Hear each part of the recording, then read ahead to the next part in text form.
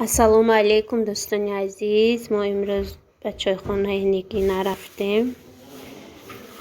بچه قطعی ششلیک خوردیم.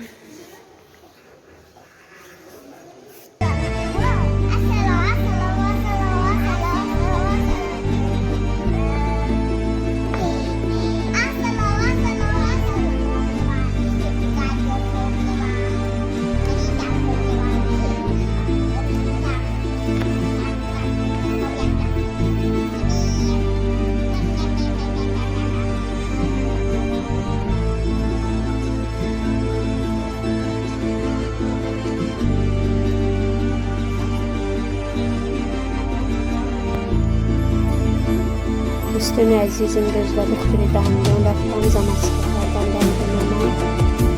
بعد منم خیلی بعد فسرانی نه. دوستان عزیز رحمت برای